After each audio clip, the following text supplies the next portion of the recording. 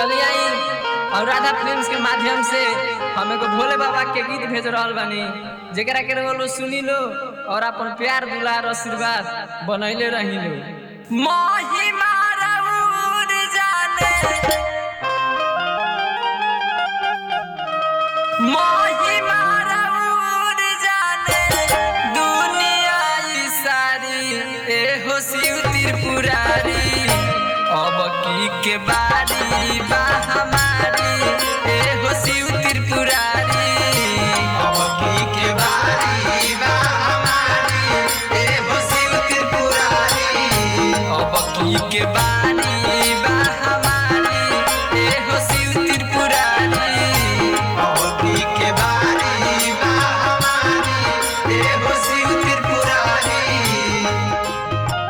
महिमा रउर जाने, महिमा रउर जाने दुनिया ई सारी, एहो शिव त्रिपुरारी अब की के बारी बा हमारी, एहो शिव त्रिपुरारी अब की के बारी बा हमारी, एहो शिव त्रिपुरारी अब की के बारी बा हमारी, एहो शिव त्रिपुरारी अब की के बारी बा हमारी, एहो शिव त्रिपुरारी।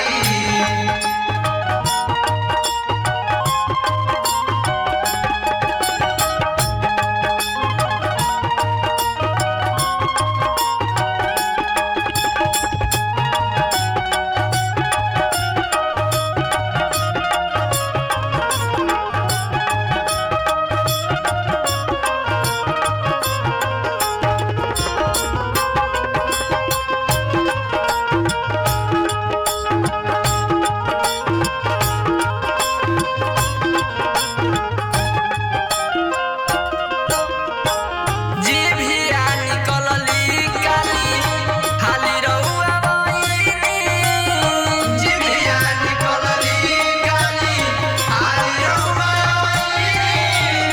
सृष्टि के रक्षा अपने हाथे रउआ कइनी, सृष्टि के रक्षा अपने हाथ रउआ कइनी।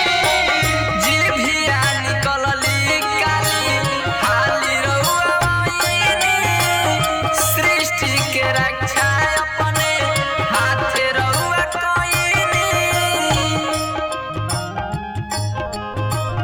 दुनिया के देले बानी, दुनिया के देले बानी महले अटारी, एहो शिव त्रिपुरारी अब की के बारी बा हमारी, एहो शिव त्रिपुरारी अब की के बारी बा हमारी, एहो शिव त्रिपुरारी अब की के बारी बा हमारी, एहो शिव त्रिपुरारी अब की के बारी बा हमारी, एहो शिव त्रिपुरारी।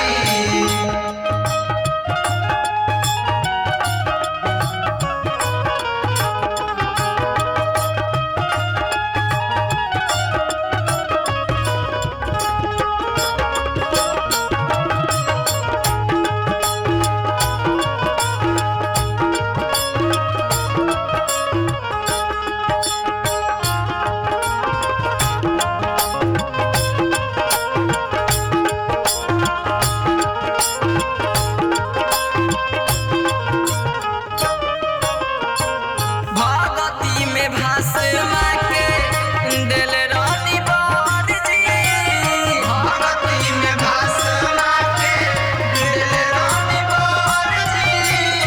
खत्म क देव हथावा धके ऊपर जी, खत्म क देव हथवा धके ऊपर जी।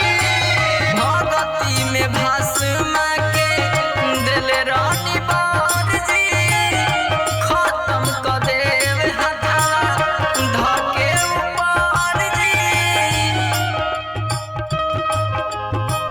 संकट में पड़ल रहे, संकट में पड़ल रहे धरती भारी, एहो शिव त्रिपुरारी अब की के बारी बा